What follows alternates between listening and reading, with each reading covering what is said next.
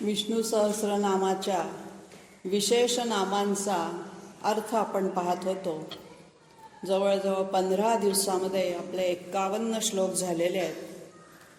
या संपूर्ण विशेष नामांचा अर्थ बघताना विविध अंगाने विष्णूची स्तुती, विष्णूचं स्वरूप,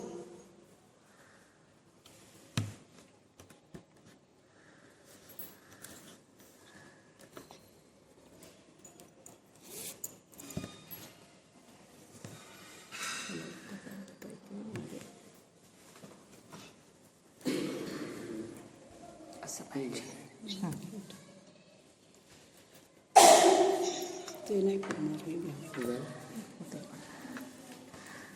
बसलं नाही का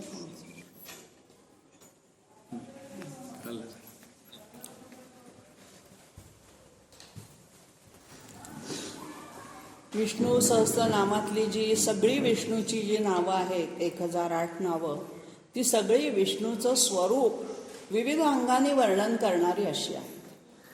आपल्याला एक विष्णू म्हटला की फक्त चतुर्भुज विष्णू डोळ्यासमोर येतो, परंतु हा विष्णू जो आहे हा परमात्म स्वरूप आहे, परब्रह्म स्वरूप आहे.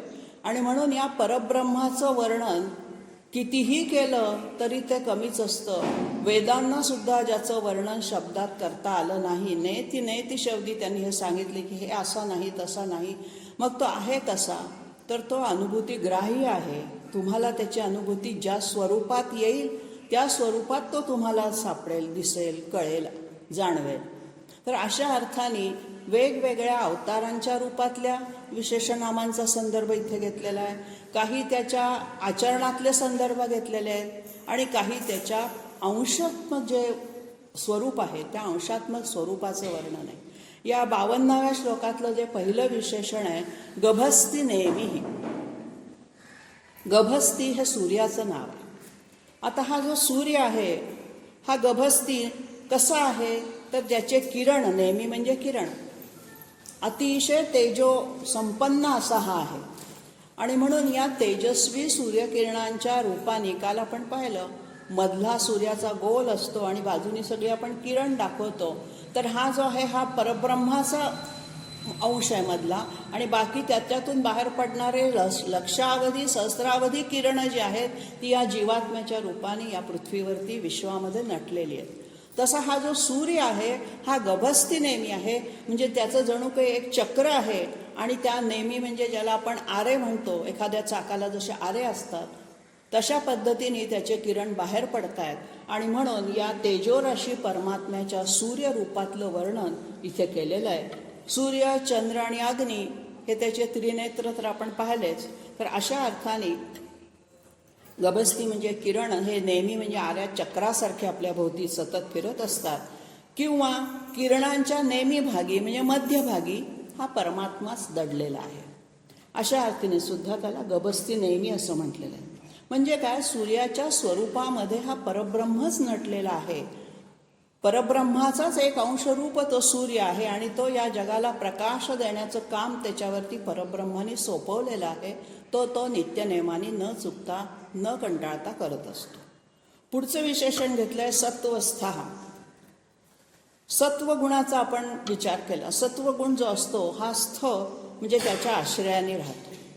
म्हणजे भगवंताच्या आश्रयाने 3ही गुण आहेत, सत्व, रज आणि तम. 3ही गुणांचा तोच निर्माता आहे. त्यांनी त्रिगुणात्मक सृष्टीची निर्मिती केलेली आहे. पण तो स्वतः कुठे असतो, तर सत्वगुणामध्ये लपलेला आहे. म्हणजेच काय, त्याला सत्वगुणाचं आचरण करणारी लोक, भक्त आवडत असतात. या सत्वगुणामध्ये काय काय येतं मग आपण पाहिलं. सत्य हे पहिलं आपल्या धर्मामधलं लक्षण आहे. सत्य ज्याला आपण आणखीन थोड्याशा फरकाने म्हणूया की तत्वानी वागणारी माणसं, आहार विहार ज्यांचा सात्विक आहे. गीतेच्यामध्ये त्रिविधांचं वर्णन करताना सात्विक, तामसी आहार, राजसी आहार सगळं वर्णन केलेलं आहे. म्हणजे जे कुठल्याही दुसऱ्या प्राण्यांची हानी न करता आपल्याला ज्या पद्धतीचं भोजन करायचं आहे तसं सात्विक भोजन करून, किंबहुना साधनेमध्ये तर अनशनं जपन असं म्हटलं जातं, म्हणजे काहीही न खाता केलेली जाते ती साधना खरी. आणि म्हणून अशा या सगळ्या सत्वगुणांच्या आश्रयाने पण तो राहतो आणि सत्वगुणही त्याच्या आश्रयाने राहतो. जर भगवंताजवळ जायचं असेल तर तुमचं तन आणि मन दोन्हीही सात्विक असलं पाहिजे. नुसतंच आहार सात्विक ठेवून भागत नाही, विचार पण सात्विक असावे लागतात. म्हणजे आचार विचारामध्ये शुद्धता मग ही केव्हा येते? ज्या वेळा तुमच्यामधून कामक्रोधादी विकार निघून जातात, षड्रिपूंना तुम्ही संयमात ठेवता, त्यावेळेला तुमचे आचार आणि विचार दोन्हीही शुद्ध व्हायला सुरुवात होते. आणि म्हणून याची सुरुवात सत्वगुणाच्या आश्रयाने राहणाऱ्या विष्णूला नमन करून, त्याची स्तुती करून, त्याला वंदन करून केलेली आहे. असा हा सत्वस्थ आहे. त्या ठिकाणी पदार्थ मात्रांच्या ठिकाणी असणारे जे सत्वगुण असतात त्याच्यामध्ये तो लपलेला आहे. या सत्वदर्शनाचंच एक नाव आहे त्रिकालज्ञ किंवा सर्वज्ञ. जो त्रिकालज्ञ आहे, जो सर्वज्ञ आहे, तोच सत्वस्थ असू शकतो. अशा अर्थाने हे तत्वदर्शन, बुद्धी विशाल झाली, बुद्धी शुद्ध झाली की आपल्याला ते प्राप्त होतो. प्राधान्याने हा परमात्मा जो आहे हा सत्वगुणाला प्रकाशमान करतो आणि म्हणून सूर्य हे त्याचं एक रूप आपण पाहिलं. पुढचं विशेषण घेतलंय सिंह. आता विभूती सांगताना मृगाणा मृगेंद्रोहम असं 10व्या अध्यायात म्हटलेलं आहे. आता मृगाणांचे मृगेंद्रोहम म्हणजे काय? मृग म्हणजे पशु. सगळ्या पशूंमध्ये मी मृगेंद्र म्हणजे पशूंचा राजा जो सिंह तो आहे. आता सिंह हा पराक्रमासाठी प्रसिद्ध आहे, बलशाली पराक्रमी. पण त्याच्यापेक्षा सुद्धा सिंहाचा जो प्रकर्षाने जाणवणारा गुण आहे तो म्हणजे स्वावलंबन. दुसऱ्याने मारून टाकलेली शिकार कधीही सिंह खात नसतो. कितीही म्हातारा झाला, कितीही थकला, तरी स्वतः जाऊन शिकार केली तीच खातो आणि जेवढी हवी तेवढी खाऊन बाकीचं टाकून देतो. त्यापेक्षा जास्त तो हव्यास ठेवत नाही, साठवून ठेवत नाही उद्यासाठी. आता उद्या माझ्याकडनं चालवेल की नाही, शिकार मिळेल की नाही, मी ती आज मारलाय आता हा ठेवून देऊ आपल्या गुहेमध्ये लपवून, असं नाही. आणि म्हणून हा स्वावलंबन हा जो सिंहाचा गुण आहे हा अतिशय महत्वाचा आहे. आणि असा हा भगवंत स्वावलंबी स्वयंभू आहे, स्वयंप्रकाश आहे. आणि म्हणून त्याला सिंहाची उपमा दिलेली आहे. सिंहासारखा पराक्रमी आहे. नरसिंहाच्या रूपात तर तो आपल्याला अवतारात माहितीच आहे, परंतु इथे सांगायचा जो गुण आहे त्याचा तो स्वावलंबन आहे. कुठल्याही गोष्टीमध्ये तो परावलंबी नाहीच. त्याला कशाचा आधार लागतच नाही, तोच सगळ्या जगताचा आधार झालेला आहे. आणि म्हणून त्याला सिंहाची उपमा, सिंहासारखं विशेषण इथं वापरलेलं आहे. पुढचं विशेषण घेतलंय भूत महेश्वर. भूत म्हणजे सगळी प्राणीमात्र. महान ईश्वर महेश्वर. या अर्थाने आपण शंकराला पण महेश्वर म्हणतो. देवाधिदेव, देवांचा देव, अशा अर्थाने त्यालाही आपण म्हणतो. मग हा जो महान ईश्वर आहे, सगळ्या विश्वाचा तो स्वामी आहे. ईश शब्दाचा अर्थ आपण पाहिला स्वामित्व असणे, सगळ्यांवरती सत्ता चालणे. त्यांनीच निर्माण केलेलं विश्व आहे, त्यामुळे ते त्याच्याच सत्तेखाली असणार, त्याच्याच आधिपत्याखाली ते आहे. आणि म्हणून असा हा सगळ्या प्राणीमात्रांचा जो स्वामी तो भूतानां महेश्वर. हा भूतांचा प्राणीमात्र. भूत याचा अर्थ जे सजीव निर्जीव जे काही असतील ते सगळे, केवळ सजीव असं नाही. तर सगळ्या योनी, 84 लक्ष योनीमध्ये पर्वत ही सुद्धा एक योनी आहे, झाड ही सुद्धा एक, वृक्ष ही योनी आहे. तर अशा या सगळ्या योनींच्या प्रमुख स्थानी मूळ स्थान, ज्याला बीजभूत आपण असं म्हणू शकतो, तो हा महेश्वर आहे, महान ईश्वर आहे. आणि म्हणून विश्वाचा महान ईश्वर हा अव्यक्त आहे, परम अक्षर आहे, अविनाशी आहे. त्याला लोकेश्वर असं सुद्धा म्हटलेलं आहे. जनेश्वर, लोकेश्वर ही विशेषणं ह्याच्यातच आपण पाहिली, काही पुढे पण येणार आहे. तेव्हा असा हा सगळ्या त्रैलोक्याचा ईश्वर, सगळ्या प्राणीमात्रांच्या ठिकाणी असणारा त्याचा अंश आत्मा, जीवात्मा, त्या रूपाने तो सगळ्यांचा स्वामी आहे, सगळ्यांचा नियंता आहे. सगळ्या सृष्टीचं सगळं चलनवलनाची सगळी जबाबदारी त्याने स्वतःहून स्वीकारलेली आहे. स्वामी म्हणजे काय असतो? मालक. त्याच्यावरती सगळी जबाबदारी असते. आणि म्हणून गाडी चालवणारा जरी ड्रायव्हर असला तरी गाडीचा मालक जिकडे जायचं सांगेल तिकडे त्याला न्यावं लागतं. आपला आत्मा जीवात्मा आहे, पण आपल्याला स्वातंत्र्य नाही आहे कुठे जायचं आहे असं. आपण ड्रायव्हरची भूमिकेत आहोत. ह्या देहाचा चक्र आपल्याला फक्त चालवायचं आहे. आपल्या जीवनात काय काय घटना कुठे कुठे कधी कधी घडाव्यात हे ठरवणारा तो मालक आहे, स्वामी आहे. त्याच्या इच्छेनुसारच जीवनातल्या घटना घडणार आहेत, फक्त ते आपल्याला आधी माहीत नसतात. वेळोवेळी तो आपल्याला तशा समोर आणून उभ्या करतो. अशा अर्थाने तो खऱ्या अर्थाने महेश्वर आहे, सगळ्यांचा स्वामी आहे. अर्थात हा महान ईश्वर म्हणजे मोठा तर आहेच, आकाराने, स्वरूपाने, गुणांनी, सगळ्यांनीच तो मोठा आहे. पुढचं विशेषण घेतलेलं आहे देव, आदिदेव. हे आदिदेव विशेषण आदिज या अर्थाने येऊन गेलेलं आहे, जो सगळ्यांच्या आधी जन्माला आलेला आहे. आदी म्हणजे सुरुवातीला, आरंभी. या सृष्टीची निर्मिती पण झालेली त्यांनी केलेली नव्हती, त्यावेळेला सुद्धा हा परमात्मा या संबंध याच्यामध्ये व्यापून उरलेला होताच. एकोहम बहुश्याम म्हणताना मग त्यांनी सृष्टीची निर्मिती केलेली आहे, माया निर्मित केली, मायेतून मग सगळा हा पसारा निर्माण केला. परंतु हा सगळ्याच्या आधीच तो होताच. तो कुठून आला, कसा आला, त्याचा जन्म नाही, त्याला मरण नाही, काहीच नाही. तो आदी आहे, सगळ्याचा मूळ आहे सगळ्याचं तो. आणि म्हणून सगळ्या भूतमात्रांच्या आधी असलेला, रामदासांनी मनाच्या श्लोकामध्ये पहिल्या श्लोकात म्हटलंय, मुळारंभारंभ तो निर्गुणाचा. तो जो निर्गुण आहे परमवंत, इथे निर्गुण स्वरूपाचं वर्णन करण्यासाठी आदिदेव वापरला. तो मुळा आरंभ आहे, मुळातला तो आरंभ आहे. म्हणून मुळारंभ तो निर्गुणाचा. आधी तो निर्गुण निराकार आहे आणि मग तो सगुण साकार रूपात आलेला आहे. अशा अर्थाने हा आदिदेव आहे, सगळ्यांच्या आधी प्रमुख आहे, मुख्य आहे, देव आहे. अशा अर्थाने त्याला आदिदेव म्हटलं. मधलं एक विशेषण राहिलं नाही, झालं. आदिदेव नंतर पुढचं विशेषण येतं महादेव. म्हणजे आदिदेव तर तो आहेच, पण त्याला महादेव का म्हटलं? मग महादेव म्हणलं की आपल्या डोळ्यासमोर फक्त शिवाचं रूप येतं. पण ब्रह्मा म्हणजे ब्रह्मदेव, विष्णू आणि शंकर या तिघांची निर्मिती या निर्गुण परमात्म्यापासून त्यांनी केलेली आहे, त्याच्यापासून झालेली आहे.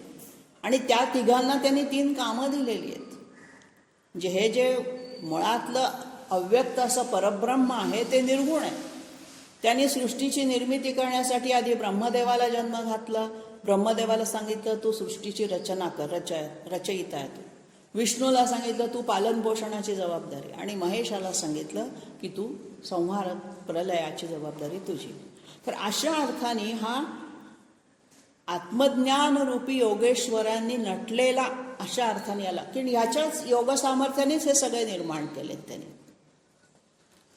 स्वतः काही न करता अलिप्त राहून सबंध सृष्टीचा पसारा निर्माण करायचा, चालवायचा, त्या कालचक्रामध्ये त्याला फिरवायचं. उत्पत्ती स्थिती लय, उत्पत्ती स्थिती लय असं करत करत सबंध चक्र चालवणारा अशा अर्थाने हा महान असा देव आहे. देव शब्दाचा आपण अर्थ पाहिला होता. द्यू धातूपासून देव बनतो. द्यू म्हणजे प्रकाशमान. जे प्रकाशमान असतात, ज्यांच्या भोवती तेजोवलय असतं. आपण देवांचे जे फोटो बघतो ते मागे असा गोल तेजोवलय काढलेली असते, प्रभा म्हणतात त्याला, प्रभावळ. तर ही जी प्रभामंडलं आहेत ही त्यांच्या बुद्धिमत्तेच्या प्रकाशाची असतात. आणि असा हा सगळ्या देवांचा महान मुख्य आहे, म्हणूनही त्याला महादेव म्हटलेलं आहे. आणि या विष्णू सहस्रनामामध्ये शिव आणि वैष्णव दोघांचं ऐक्य साधलेलं आहे. शिव वेगळा, विष्णू वेगळे हे मानणारे पंथ आपल्याकडे आहेत, शैव आणि वैष्णव. ते एकमेकांना मानत नाहीत. परंतु खरा भगवंत जो आहे परमात्मा हा शिव, हर आणि हरी आणि हर यांचं ऐक्य या विशेषणातून दाखवलेलं आहे. म्हणजे जो हरी तोच हर, तोच निर्गुण परमात्मा. आणि म्हणून त्याला शंकर स्वरूपात सुद्धा बघा, विष्णूच्या स्वरूपात बघा, परब्रह्माच्या स्वरूपात निर्गुण म्हणून समजा. काहीही समजलं तरी ते शेवटी एक अंतिम तत्व आहे. सगळ्यांचा स्वामी आहे, सगळ्यांमध्ये मुख्य आहे, सगळ्यांवरचं नियंत्रण करणारा तो आहे. अशा अर्थाने एक एक विशेषण पुढे जातं. गीतेमध्ये 9व्या अध्यायात एक श्लोक आहे. अवजानन्ति मां मूढा मानुषीं तनुमाशित परमभावमजानन्तो मम भूत महेश्वरम. हे जे भूत महेश्वर आलंय त्या संदर्भात आणि आदिदेवाच्या संदर्भात हा श्लोक सांगतो 9व्या अध्यायात. काय म्हटलेलं आहे की अवजानंती माम मूढा, मूर्ख लोक मला काय म्हणतात, मानुषीम तनुमाशितम, मी जेव्हा मनुष्याच्या आकारात येतो तेव्हा लोक मला ओळखत नाहीत. अवतार घेतला त्यावेळेला लोक असं वाटतं की हा दशरथाचा पुत्र राम आहे, हा वसुदैव देवकीचा मुलगा श्रीकृष्ण आहे. परंतु कोण मला जाणतं, परम भावम अजानंतो मम भूत महेश्वरम, परंतु माझा जो भूतभाव आहे हा मात्र महेश्वर जो आहे त्याला माहीत आहे, त्यानेच मला या अवतारामध्ये पाठवलेलं आहे. अशा अर्थाने भूत महेश्वर आणि आदिदेव हा इथे हरिहर ऐक्य प्रकट करणारा आणि सगळ्या जगाचा मुळारंभ असणारा असं वर्णन केलं. पुढचे विशेषण घेतले देवेश. देव शब्द किती वेळा अनुष्ठित झालाय बघा. आदिदेवमध्ये आहे, महादेवम आहे आणि इथं नुसतं देवेश म्हटलेलं आहे. मग आता देवांवर सत्ता असणारा तर तो आहेच. आपण पाहिलं की परब्रह्म वेगळं आणि देव आहेत, विष्णू आहे, शंकर आहे, गणपती आहे, सगळे जे देव आहेत ह्या देवांना त्यांनी द्यूलोकामध्ये राहणाऱ्यासाठी देवलोक निर्माण केला. मनुष्यलोक हा पृथ्वीवरचा आहे, द्यूलोक हा देवांचा स्वर्ग आहे. तर अशा पद्धतीने या देवांवरती सुद्धा ज्याची सत्ता चालते, देवांचा सुद्धा तो प्रमुख आहे, देवांच्या माध्यमातून तो भक्तांच्या कामना पूर्ण करण्याचं काम त्यांच्यावर त्यांनी देवांवर सोपवलेलं आहे. आणि म्हणून आपल्याला जो इष्टदेव असेल त्याची आपण उपासना करतो, त्याचं भजन करतो, त्या इष्टदेवतेच्या सेवेमध्ये आपण मग्न होतो, रममाण होतो. तर ह्या देवांना सुद्धा कोण नियंत्रित करतं, तर हा भगवंत परमात्मा परब्रह्म नियंत्रित. अशा अर्थाने त्याला देवांवर सत्ता असलेला देवानाम ईशः देवेशः असं म्हटलेलं. मग देवच इतके शक्तिमान आहेत तर त्यांचा ईश असणारा देवेश किती शक्तिमान असणार, किती सामर्थ्यशाली असणार, केवढा त्याचा मोठा आवाका असणार सगळ्या गोष्टी करण्याचा, हे त्या विशेषणांमधून सांगितलं जातं. त्यालाच अनुलक्षून पुढचं विशेषण घेतलंय देवभृत गुरु. 3 शब्द आहे, देव, भृत आणि गुरु. आता भृतचा अर्थ आहे भरण पोषण करणारा, ज्या पालन पोषण करणं, भरण पोषण करणं, सगळ्या जगाच्या उत्पत्तीनंतर त्यांच्या पालनाची जबाबदारी विष्णूने स्वीकारलेली. आपण म्हणतो की ज्यांनी चोच दिली तोच चारा देतो. अशा अर्थाने प्रत्येकाचं भविष्य, प्रत्येकाची जबाबदारी त्यांनी स्वीकारलेली आहे. कमी अधिक प्रमाणात त्याच्या कर्मानुसार त्याला फळं मिळतात, परंतु जबाबदारी त्यांनी घेतलेली आहे. आणि म्हणून असा हा भृत असून कोणाचा भृत आहे तर देवांचाही. म्हणजे देवांचं भरण पोषण करणारा हा भगवंत आहे आणि ह्या देवभृतमध्ये सुद्धा तो गुरु आहे. म्हणजे देवांना जे ज्ञान दिलं, गुरु कोणाला म्हणतो, जो आपल्याला ज्ञान देतो त्याला आपण गुरु म्हणतो. पारलौकिक अर्थामध्ये जो सद्गुरू असतो तो काय करतो, आपल्यावरती अनुग्रह करतो, कृपा करतो, आपल्याला मार्ग दाखवतो. तसा देवांना मार्ग दाखवणारा, देवांना आत्मज्ञान शिकवणारा, देवांचा स्वामी असणारा हा देवभृत, त्यांच्या देवांचं भरणपोषण करणारा आणि त्यांचा असणारा गुरु हाही भगवंत परमात्माच आहे. अशा अर्थाने त्यांना गुरुस्थानी आहे, म्हणजे त्यांच्यापेक्षा तो श्रेष्ठ.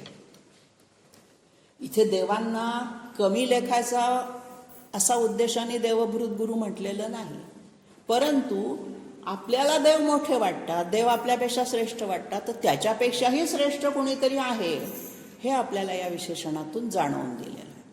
आणि म्हणून असा हा देवेश, देवभृत, महेश्वर ह्या अर्थाने देवभृत देव जो विद्यादाता त्यांना असल्यामुळे तो त्यांच्यापेक्षाही श्रेष्ठ असा मानलेला आहे. पुढे 53व्या श्लोकाकडे वळूया. पहिलंच विशेषण आहे उत्तर. आता हे उत्तर म्हणजे काय, जे प्रश्न आणि उत्तर म्हणतो त्यातलं उत्तर नाही. उद अधिक तृ धातू आहे त्याच्यात. उद्धार करणे, तरुण ताळून नेणे अशा अर्थाने. मग हा काय करतो, संसार सागरातून आपल्याला तारून नेतो. उत्तारण हे विशेषण आपण पाहिले, उत्तारण. तर हे उत्तारणही त्यालाच म्हणजे त्यालाच उत्तर शब्द वापरलेला आहे. हा जन्मादी बंधनांच्या स्वतः पलीकडे आहे. त्याला जन्म, मृत्यू, जरा, व्याधी ह्या कुठल्याच गोष्टी नाही आहेत. आणि त्याच्या पलीकडे असणारा सुद्धा हा उच्चतर, श्रेयस्कर, श्रेष्ठ, सगळ्यांचा ईश असणारा हा आपल्याला संसार सागरातून, या चक्रव्यूहात आपण जे फसलेलो असतो याच्यातून उद्धार करणारा, आपल्याला तारून नेणारा हा भवसागरमध्ये पसरलेला आहे. आपण ऐल तीरावर म्हणजे इकडच्या काठावर आहोत आणि आपल्याला भगवंताकडे पहिलं तीरावर जायचं आहे. तर त्या पहिलं तीरावर जाण्यासाठी आपल्याला पाण्यामधून तर काही चालत जाता येत नाही, तर अशा वेळेला कशाच्या तरी नावाड्याची, नावेची, नौकेची गरज असते. अशा अर्थाने तो आपल्याला तारून नेतो, आपल्याला तिथून उचलतो आणि आपल्या स्वतःच्या जवळ घेऊन जाण्यासाठी मदत करतो. अशा अर्थाने त्याला उत्तर हा शब्द वापरला. पुढचं विशेषण घेतलंय गोपतीही. आता गोचे आपण आधी खूप अर्थ पाहिलेत. गो म्हणजे इंद्रिय, गो म्हणजे वाणी, गो म्हणजे गाय. तर हा गो शब्द जो आहे हा गोपालमध्ये जेव्हा येतो तेव्हा तो गाय या अर्थाने येतो. इथे आलेला आहे गोपती. पती म्हणजे स्वामी. मग हा कशाचा स्वामी आहे? तर इंद्रियांचा स्वामी आहे. आपली जी 5 ज्ञानेंद्रिय आणि 5 कर्मेंद्रिय आहेत, त्या 5ही ज्ञानेंद्रिय आणि कर्मेंद्रिय, 10 इंद्रियांचा हा स्वामी आहे. म्हणजे आपल्या इंद्रियांना चैतन्य कोण पुरवतं? आता मला एखादं काम हाताने करायचं आहे, मी त्या हाताला जरी मेंदूने माझ्या आज्ञा दिली तरी त्या हाताने काम करण्यासाठी लागणारी जी शक्ती आहे, जे चैतन्य आहे, जे प्राण आहेत, तो देणारा हा परमात्मा आहे. एकदा प्राण निघून गेल्यानंतर हात हलवता येतो का? नाही. हात तिथेच असतो, देह तिथेच असतो. मग तो हात हलत का नाही? तर त्यातलं चैतन्य निघून गेलेलं असतं.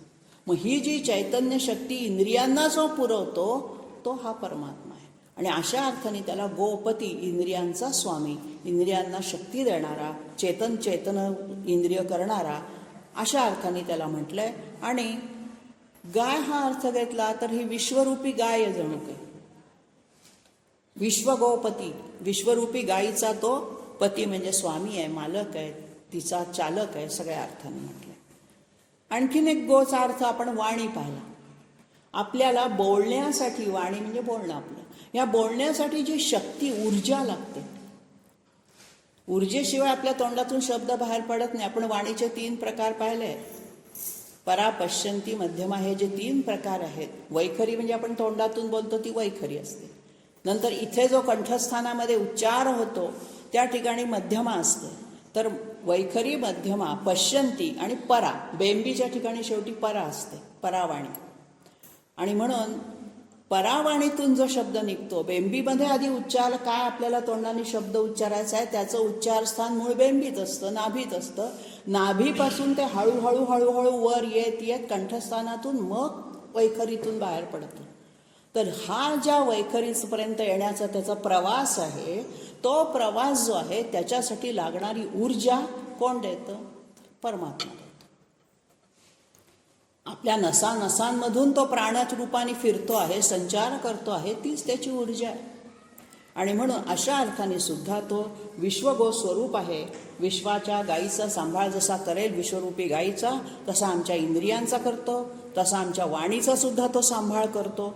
आणि म्हणून बोलण्यासाठी लागणारी ऊर्जा, विचार जरी मेंदूमध्ये असले तरी ते विचार उच्चारामध्ये प्रभावित करणं, यासाठी या भगवंताच्या कृपेची गरज असते. पुढचं विशेषण घेतलेलं आहे गोप्ता. गो आणि ता, पालन करणं. मग हा पालन करता तर आहेच सगळ्यांचा. गुपधातू आहे पालन पोषण करणे अर्थाने. तर हा गोप्ता आहे म्हणजे काय? तर जगाच्या सगळ्या गायींचा, जसा जीवात्म्यांचा म्हणूया आपण, सगळ्या प्राण्यांचा तो पालक आहे, पालनकर्ता आहे, रक्षक आहे. जसा एखादा गुराखी असतो तो आपल्या आपल्या कळपातल्या पशूंचा, गायींचा म्हणा, जो असेल कळप, हरणांचा असेल तर हरणांचा, त्यांचं तो पालन करतो, त्यांच्या खायची सोय ठेवतो, त्यांना जंगलामध्ये गवताच्या ठिकाणी घेऊन जातो, पुन्हा संध्याकाळी त्यांना सगळ्यांना घरी आणतो. श्रीकृष्णांनी सुद्धा गोपाल रूपामध्ये गायींचं असं केलेलंच आहे सांभाळ. तर हा विश्वरूपी गायींचा सांभाळ करतोय. म्हणजेच काय? तर विश्वातल्या प्रत्येक घटकाचं, सजीवांचं, प्राण्यांचं तो पालन करतोय, रक्षण करतोय. गोपतीमध्ये पालन आहे आणि गोप्तामध्ये रक्षण आहे. नुसतं पालन करून चालत नाही. जंगलात गायींचा कळप नेल्यानंतर एखादा वाघ आला, सिंह आला तिकडनं, तर त्यांचं रक्षण करण्याची जबाबदारी त्या गुराख्याची असते. ते प्राणी सैरावैरागाई पळत सुटतात. अशा वेळेला त्या हिंसक पशुला थोपवणं, त्याला परतवणं हे काम त्याचं असतं. तसा हा आपल्यावरती येणारी संकट थोपवणार आहे, त्यांची तीव्रता कमी करून ते आपल्यापर्यंत पोहोचवणार आहे. अशा अर्थाने हा आपल्या सगळ्यांचा रक्षक. आपल्याला वाटतं की माझ्यावर केवढं मोठं संकट आलंय, आता हे काय कसं. त्यांनी ते सहन करण्याची ताकद आधी तुम्हाला दिली आणि मग संकट पाठवले. ती ताकद आपल्याला वाटतं की नाही, ती माझी ताकद आहे, मी मिळवली आहे, माझा बघा किती संयम आहे, मी कुठल्याही दुःखाने विचलित होत नाही. तो स्वतःचा नसतो, तुला भगवंतानी तो दिलेला असतो. आपल्याला सहन क्षमता, ज्याला सह हे विशेषण आपण पाहिलं परवा, त्याच्यामध्ये आलेलं आहे. तर सगळ्यांना ऊर्जा पुरवतो, सहनशीलता पुरवतो, सगळ्यांच्या संकटांची तीव्रता दूर करतो. अशा पद्धतीने त्यांचं रक्षण करतो. रक्षण म्हणजे काय, फक्त हिंस्र पशूंपासून रक्षण करायचंय का आपलं? ते तर आपण करतो, घरं बांधून हे करून, ऊन वारा पावसापासूनही आपण आपलं रक्षण करून घेतो. परंतु आपलं रक्षण जे करायचंय त्या दैवाधीन गोष्टींपासून करायचंय. ज्या गोष्टी आपल्या हातात नाहीत त्यांच्यापासून आपलं रक्षण कोण करतं? तर हा परमात्मा करतो. म्हणून तो गोप्ता आहे. पुढचं विशेषण घेतलंय ज्ञानगम्य. तो ज्ञानाने गम्य म्हणजे जाणला जातो. आता तो आत्मज्ञान स्वरूपच आहे, त्याच्यामुळे तो ज्ञानाने गम्य होणारच. ज्ञानाशिवाय त्याचं स्वरूप कळतच नाही. आणि हे ज्ञान म्हणजे व्यवहारातलं ज्ञान नव्हेच, हे आत्मज्ञान असतं. अशा अर्थाने तो ज्ञानगम्य आहे, ज्ञानस्वरूप आहे, चिन्मात्र आहे. आणि ज्ञानाची जी ज्ञानलक्षणं आहेत त्या लक्षणांच्या योगानेच तो जाणला जातो. म्हणून आत्मज्ञान मिळवण्याकरता सगळ्या वेदशास्त्रांचा आपल्याला आधार घ्यावा लागतो. पुढचं विशेषण घेतलंय पुरातन. जे आदिदेवभाग आलाय तोच पुरातनमध्ये आलाय. फरक एवढाच आहे, पुरातन म्हणजे स्थळकाळाच्या अतीत असलेला, पलीकडे असलेला. त्याला स्थळाची काळाची मर्यादा नाही. म्हणजे तो भूतकाळात होता, वर्तमान काळात आहे, भविष्य काळातही असणार आहे. अशा अर्थाने तो सनातन, पुरातन हा शब्द वापरलेला आहे. म्हणजे पूर्वी होता, आजही आहे. प्राचीन आपण त्याला म्हणतो, प्राचीन आणि अर्वाचीन अशी जोडी आहे. तशी सनातन, पुरातन आपण पूर्वी, खूप पूर्वीचा. गीतेमध्ये म्हटलंय त्वम आदिदेवो पुरुष पुराण. हा आदिदेव पुरुष आहे आणि पुराण म्हणजे खूप सनातन आहे, प्राचीन आहे. त्यानंतरचं विशेषण घेतलेलं आहे शरीरभूत भृत. शरीर म्हणजे आपली पंचमहाभूतांची शरीर, त्यांचं भूत म्हणजे पंचमहाभूत. आपलं शरीर हे प्राण, अपान, व्यान, उदान आणि समान या पंचप्राणांपासून, महाधातूंपासून बनले. तर ही जी पंचमहाभूतं आहेत, पृथ्वी, आप, तेज, वायू आणि आकाश, त्यांच्यापासून आपला प्राण, अपान, वायू तयार होतात आणि आपल्या शरीरामध्ये ते संचार करतात. मग पृथ्वीचा अंश आहे आपल्यामध्ये, जडत्व जे आहे ते पृथ्वीचं आहे, तेज जे आहे ते डोळ्यामध्ये आहे, वायू आहे तो श्वासोच्छ्वासाच्या रूपात आहे. अशा अर्थाने हा शरीराचं सगळी पंचमहाभूतं निर्माण करणारा किंवा शरीरामध्ये जी अष्टधा प्रकृती आहे. आपण काय म्हणतो की प्रत्येक प्राण्याचं शरीर हे अष्टधा प्रकृतीने बनलेलं आहे. तर अष्टधा प्रकृती म्हणजे काय, तर 5 ज्ञानेंद्रिय, मन, बुद्धी आणि अहंकार. शंकराचार्यांच्या आत्मषटकात आहे मनोबुद्धी अहंकार चित्तानी ना.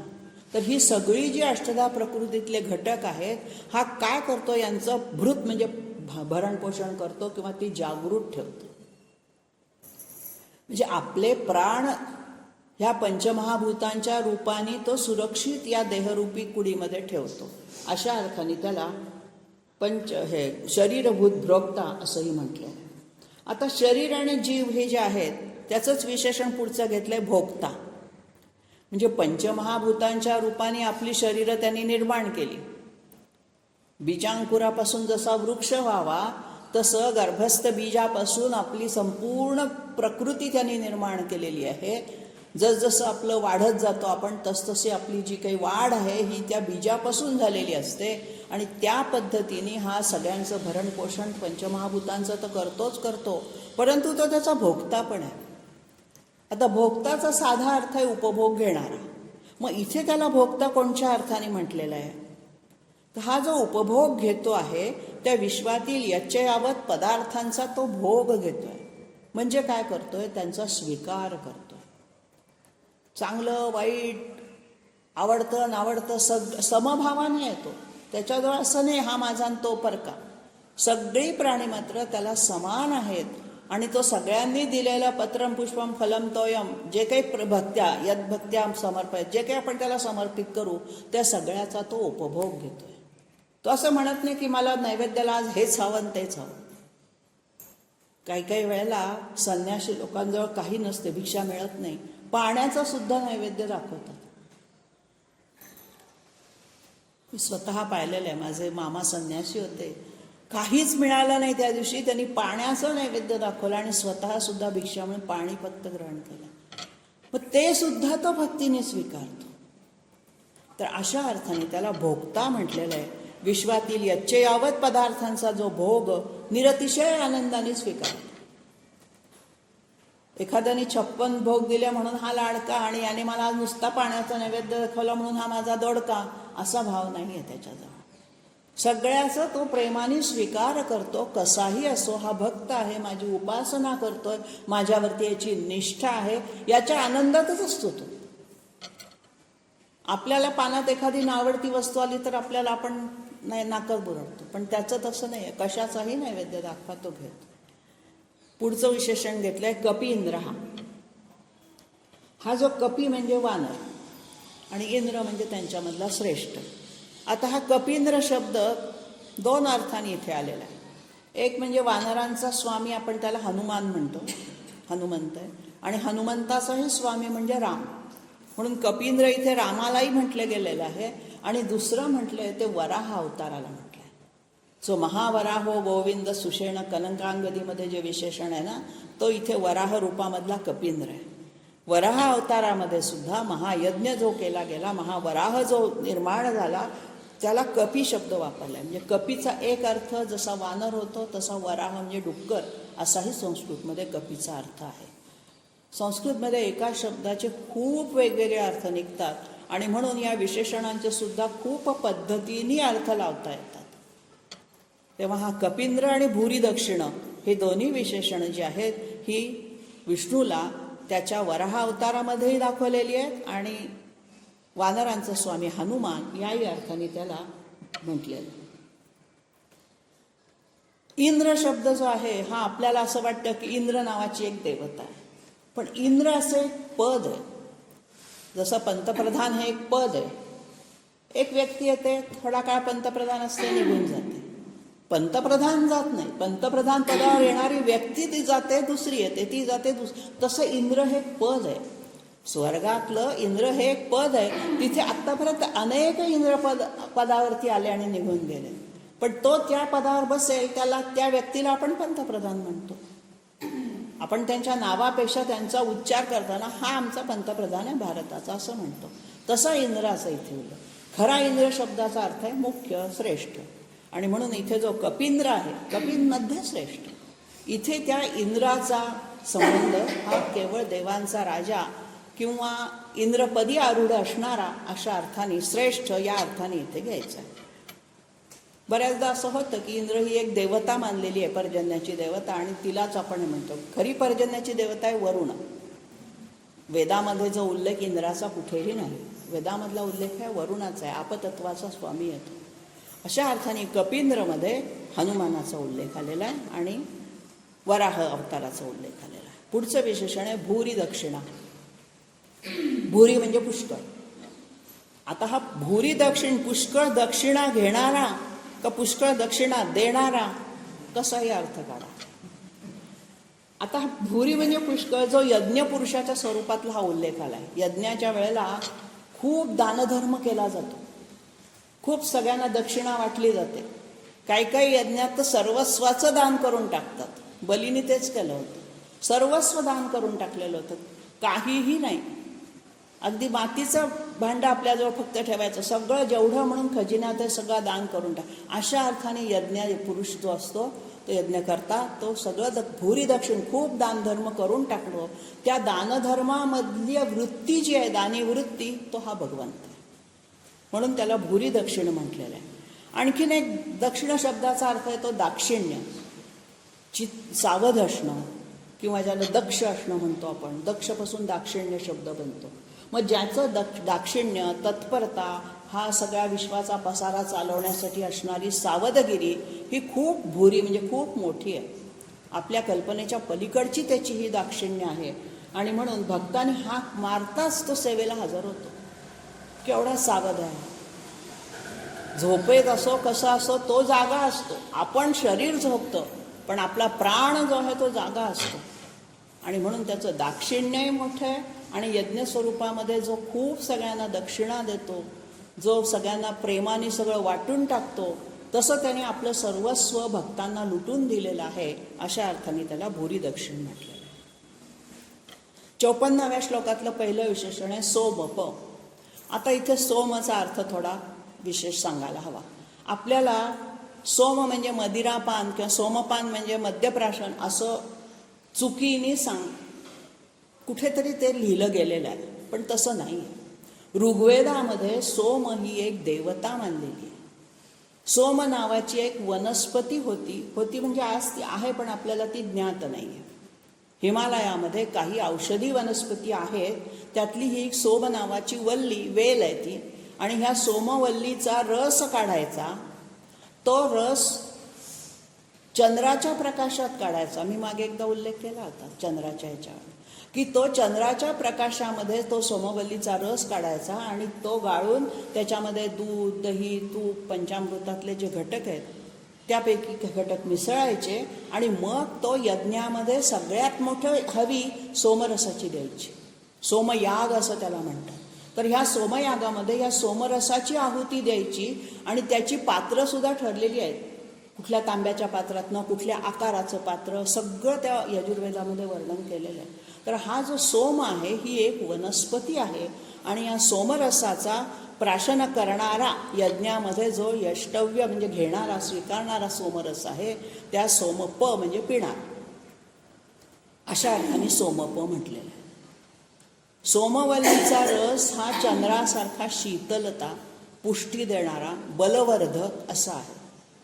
ऋग्वेदामध्ये सुरापान ज्याला आपण म्हणतो मद्यप्राशन, त्याचा निषेध केलेला आहे. त्या ठिकाणी त्यांनी म्हटलेलं आहे की कुठल्याही प्रकारचा उन्माद आणणारा हा सोमरस नाही आहे. सोमरस मनाला शांत करणारा, क्रोध शांत होईल असा औषधी रस आहे. आणि सगळी यज्ञामध्ये आहुती दिल्यानंतर त्या पात्रामध्ये जे काही उरेल ते त्या यज्ञकर्त्यांनी प्राशन करायचं असा त्या काळचा नियम होता. आणि म्हणून सोमयाग हा जो होतो हा सोमयाग किंवा यामध्ये असणारा जो सोमरस तो आपल्या वाक्शक्तीचा प्रेरक आहे. आपल्यामध्ये बल, पुष्टी देणारा, शीतल गुणधर्माचा असा आहे. रसेंद्र चूडामणी नावाचा ग्रंथ आहे संस्कृतमध्ये, त्याच्यामध्ये या सोमरसाचं खूप सविस्तर वर्णन आलेलं आहे. शिवाय कण्व मुनींनी सुद्धा आपल्या ग्रंथामध्ये या सोमयागाबद्दल, सोमरसाबद्दल, सोमवल्लीबद्दल खूप माहिती दिलेली. अतिशय तेजस्वी अशी ही पानं असतात असं कण्व मुनी म्हणतात. आणि त्या सोमरसाचं प्राशन यामध्ये हृत्सु पीतासो युध्यंते दुर्मदासो न सुरायाम असं ऋग्वेदातली रुची आहे. न सुरा म्हणजे मद्य, ते नाही, निषेध केलेला आहे मद्यपानाचा. उगाचच देवसुरा सोमरस प्यायचे, आम्हाला काय झालं मद्य प्यायला. मद्य आणि याच्यामध्ये मद्याची निर्मिती कुठली तरी गोष्ट आंबवून अशी केली जाते. आणि त्यापेक्षा हा सोमवल्ली ही जिवंतपणी आणि अतिशय शांत चंद्राच्या प्रकाशात त्या वनस्पतीची पूजा करून त्याची पानं तोडायची आणि मग त्याचा रस काढून तो हवीर द्रव्यामध्ये टाकायचा. अशा अर्थाने हा सोमप आहे. यज्ञामध्ये देवतेच्या रूपाने तो ते घेतो. पुढचं पण यज्ञाशी संदर्भात विशेषण आले अमृतप. अमृत पिणारा. गीतेतल्या 9व्या अध्यायामध्ये याचा उल्लेख आहे. त्रैविद्या माम सोमपा पूत पापा यज्ञैरिष्ट्वा स्वर्गतीम प्रार्थयन्ते ते पुण्यमासाद्य सुरेंद्र लोके अश्नंती दिव्यान दिविदेव भोगान. भगवंतांनी त्या ठिकाणी म्हटलंय की ज्यांना या साध्या लौकिक उपभोगापेक्षा दिव्य भोग भोगायचे आहेत त्यांनी सोमरसाकडे वळावं. त्रैविद्यामाम सोमपाहा पूतपापा, पाप नष्ट होतं त्याच्यामुळे. अशा अर्थाने तिथे सोम आणि अमृतप असा उल्लेख केलेला आहे. मग आता ह्या सोमरस जर आपल्याला आज उपलब्ध नाही, यजुर्वेदाच्या काळातला त्याचा उल्लेख आहे, किंवा यज्ञाचाही आता फारसा आपला संबंध येत नाही, मग अशा वेळेला आपल्यासाठी हे अमृत तत्व म्हणजे काय? आपल्याला काही समुद्रमंथनातलं अमृत मिळणार नाही आहे, ते देवांनी प्राशन करून टाकलं कधीच. मग आपण काय करायचं आता? व्यावहारिक सध्याच्या काळात आपल्याला जर अमृत व्हायचं असेल, म्हणजे पिणार, तर आपण आत्मज्ञान हे पृथ्वीवरचं अमृत आहे. अमृताने जो आनंद मिळतो, स्वानंद मिळतो, तसा या आत्मज्ञानाने मिळतो. आत्मज्ञान म्हणजे भगवंताचं ज्ञान, परमेश्वराकडे जाण्याचा मार्ग. त्या मार्गावरून चालताना जे जे काही अनुभूती येतील त्या आत्मज्ञानामध्ये येतात. आणि हे कसं मिळवायचं हे सगळं शास्त्रांमध्ये, गीतेमध्ये, प्रत्येक स्तोत्रामध्ये सांगितलेलं आहे. अशा अर्थाने त्याला अमृतप म्हटलेलं आहे. आणि दुसरा अर्थ, अमृताचं रक्षण त्यांनी केलेलं आहे. मोहिनी रूपामध्ये सगळ्यांचा देवांना ते वाटलं, तोही उल्लेख तिथे अमृतपमध्ये येतो. पुढचं विशेषण घेतलंय सोम. सोम शब्दाचा खरा अर्थ आहे चंद्र. ती सोमवल्ली चंद्रप्रकाशात उमलते म्हणून तिला सोमवल्ली म्हटलेलं आहे. पण मुळातला सोम याचा अर्थ आहे चंद्र. आपण नवग्रह स्तोत्रामध्ये त्याचा उल्लेख चंद्र सोम म्हणूनच करतो. तर अशा अर्थाने हा चंद्र जो आहे हा कसा असतो? औषधी वनस्पतींचं पोषण करणारा. आणि म्हणून त्याला पुष्णामी चौषधी सर्वा सोमो भूत्वा रसात्मका, गीतेतली ओळ. सगळ्याच आपल्याला गीतेमध्ये वर्णन सापडतं. आणि म्हणून सगळी उपनिषदं जर कोळून प्याली असतील तर ती गीतेमध्ये आलेली आहेत सगळी. आणि त्यातली आणखीन काही विशेषणं तूप बनून विष्णू सहस्त्रनामात आली. आता आपण पाहिलं की गीता हे दूध आहे आणि विष्णू सहस्त्रनाम हे तूप आहे. अशा अर्थाने सोम म्हणजे सगळ्या औषधी वनस्पतींचं जो पोषण करतो. आणि दुसरा याचा विग्रह असा होतो स आणि उमा. संधी सोडव तसा होतो. स अधिक उमा केलं तर सोम होतं. जो उमेसहित आहे तो शंकर, असाही इथे हरिहराचं ऐक्य परत दाखवलं. आणि म्हणून अशा अर्थाने सुद्धा तो सगळ्यांचं पोषण करणारा आहे. पुढचं विशेषण घेतलंय पुरुजित. पुरु शब्दाचा अर्थ आहे विपुल, खूप. आता पुष्कळांना जिंकून घेतोय. आता प्रत्यक्ष जिंकणं आणि मन जिंकणं याच्यात फरक आहे. आपण म्हणतो ना, त्यांनी माझं मन जिंकून घेतलं, म्हणजे अगदी माझ्या मनावर त्याचा इतका प्रभाव पडलाय की मला तो म्हणेल ते सगळं पटायला लागलेलं आहे, पटतं. अशा अर्थाने मन जिंकून घेणारे असतात ते मनोजित, ज्याला आपण म्हणू शकतो, तसा हा पुरुजित आहे. त्याने अनेक पुष्कळ लोकांची मनं भूतमात्रातल्या प्राणीमात्रांमधली जिंकून घेतली. त्यांना वेड लावलं. संत काय आहेत? भगवंताचे वेडे झालेले आहेत ते सगळे. आणि पार त्यांना जळीस्थळी काष्टी पाषाणी सगळीकडे तो विठ्ठलच दिसतो, पांडुरंगच दिसतो. त्यांचा माऊली बाप सगळं पांडुरंगच आहे. आणि अशा अर्थाने हा पुरुजित, सगळ्यांची मनं जिंकून घेणारा, धन जिंकणारा असा अर्थ नाही आहे इथे. पुरुजित म्हटलंय म्हणजे खूप काही जिंकणार. आता खूप काही मध्ये काय येतं? एक तर धन असतं किंवा प्राण असतात हरण करणारे, तर तामसी वृत्ती तर त्याची नाहीच आहे. त्यामुळे त्या अर्थ इथे काढायचंच नाही आहे. आणि म्हणून इथे पुरुजित म्हणजे सगळ्यांची मनं, सगळ्या भक्तांची मनं त्यांनी जिंकून घेतलेली आहेत आणि त्यांना आपलं वेड लावलेलं आहे. पुढचं विशेषण आहे पुरुषोत्तमः. पुरु म्हणजे पुरुष. पुरुष म्हणजे मनुष्य, प्राणी अशा अर्थाने. केवळ स्त्री आणि पुरुषमधला पुरुष इथे अर्थापेक्षित नाही आहे. तर जो जीवात्मा आहे, हा जीवात्मा विशाल अशा विश्वरूप धारण करतो. त्याला आपण सत्तम म्हणजे श्रेष्ठ, पुरु म्हणजे शरीर किंवा पुरुष. जो श्रेष्ठ असा पुरुषत्व धारण करतो, गीतेचा 15वा अध्याय 8. पुरुषोत्तम योगो नाम पंचदशोध्याय. पुरुषोत्तम योग आहे तो सगळा. म्हणजे सगळ्या जीवात्म्यांमध्ये, पुरुषांमध्ये तो श्रेष्ठ आहे, उत्तम आहे किंवा सत्तम आहे. सत्तम म्हणजे उत्तमच. तर अशा अर्थाने त्याला श्रेष्ठ मानलेलं आहे. किंवा ज्याला सगळ्यांच्या मन जिंकून जो सर्व परिचित, सर्वांना आवडता, सर्वांचा ध्येय मार्गाकडे जाण्याचा जो काही ओढा आहे, तो ओढा म्हणजे हा भगवंतच आहे. आपलं मन जिंकल्यानंतर आपलं मन तिकडे ओढलं जातं, आकर्षिलं जातं. अशा अर्थाने पण तो पुरुषोत्तम आहे. मग हे विशाल आहे विश्वरूप. त्याच्यामुळे तो पूर्व आहेच आणि त्या उत्कृष्ट रीतीने त्याने ते विशाल जग धारण केलेलंच आहे. पुढचं विशेषण सोपं आहे, विनय. विनय याचा अर्थ नम्रता.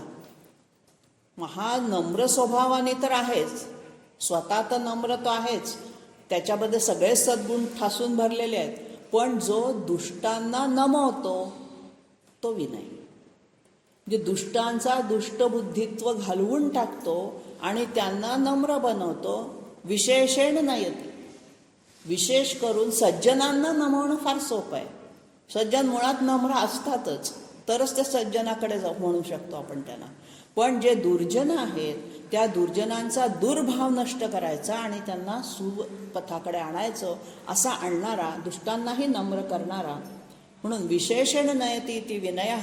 जो विशेष करून जे अभक्त आहेत, जे दुष्ट आहेत, त्यांची बुद्धी, दुष्टबुद्धी नाश करण्याचा प्रयत्न करत असतो. आपल्याला वाटतं की हे किती दुष्टपणाने वागतात, ह्याला काही देव चांगली बुद्धी देतो की नाही? देव देत असतो, पण त्याचं कर्म नेत असतं. ते दैव देतं पण कर्म नेतं. अशा अर्थाने तो स्वतःच्या गुणांनी मात्र लपलेला असतो.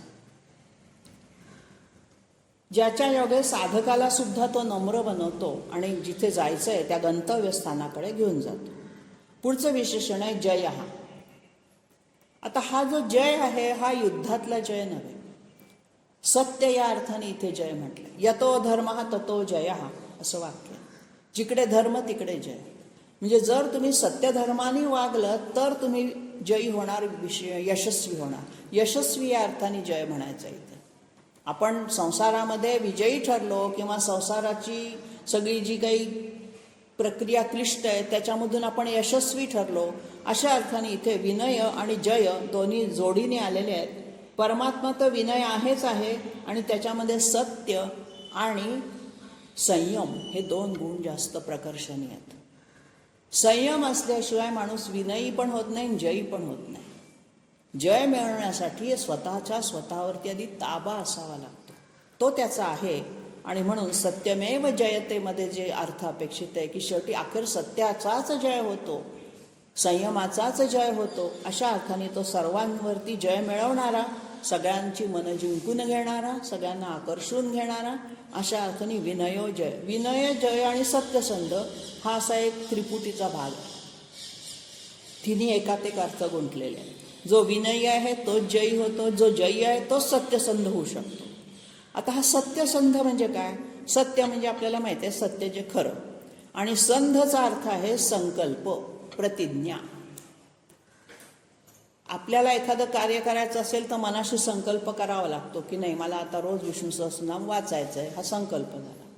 आणि त्याप्रमाणे मग आपण कृती करतो. म्हणजे कृती करण्या अगोदर मनातल्या मनात का विना आपला संकल्प असतो. ह्याला कशाचा संकल्प करावाच लागत नाही. त्याचा संकल्प सदैव सत्यच हाच त्याचा संकल्प आहे. सत्य हा एव संधा यस्य सहा, असा तो सत्यसंध. म्हणजेच सगळं विश्व हे सत्याधारित आहे, सत्याधिष्ठित आहे. सत्य याचा अर्थ चिरंतन टिकणारं जे असतं ते सत्य.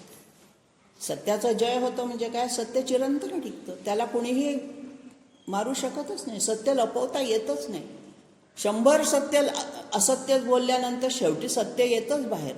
आणि म्हणून अशा ठिकाणी सत्यसंध.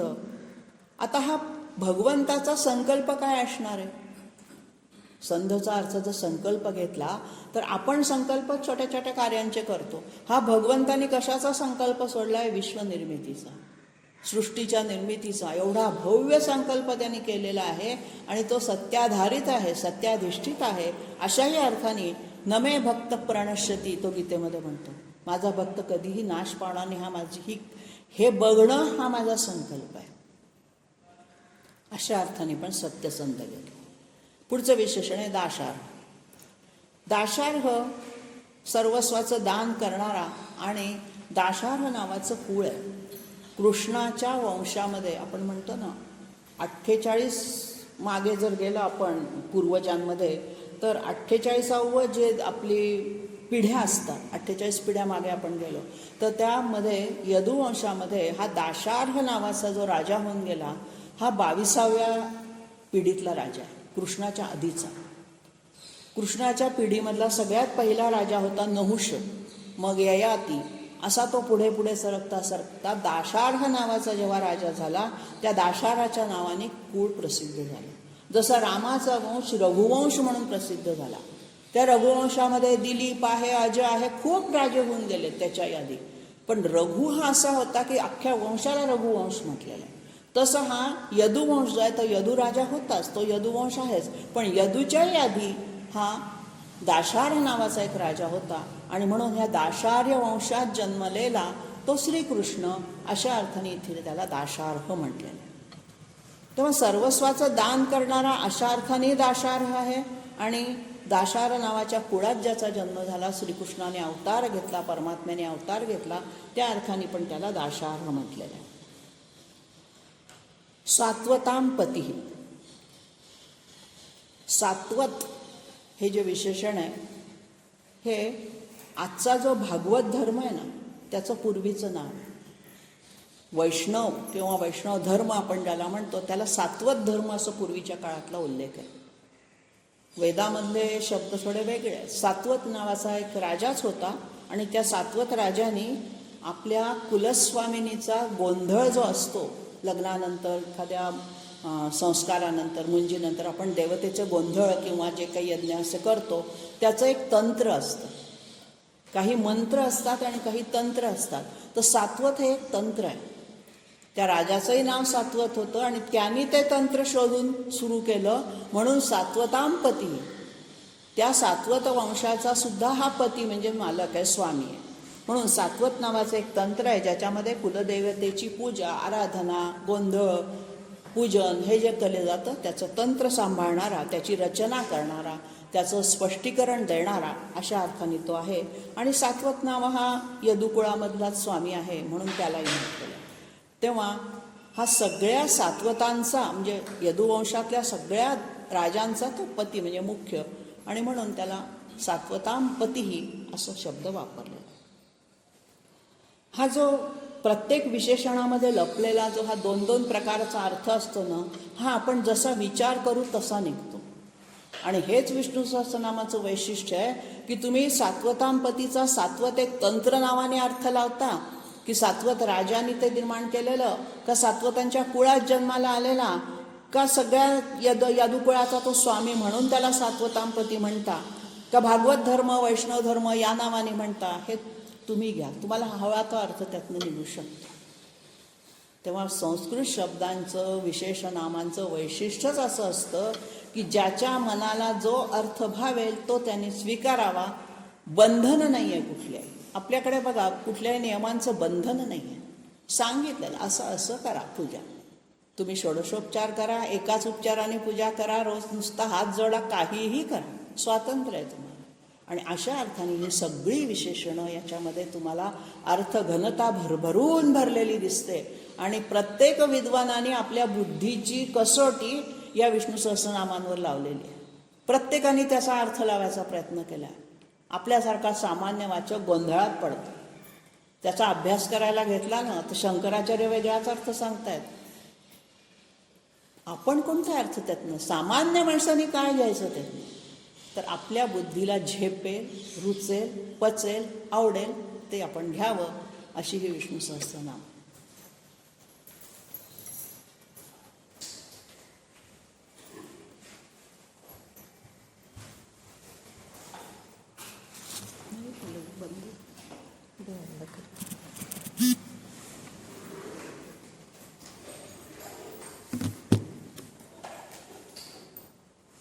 पसायला आता विश्वात्मके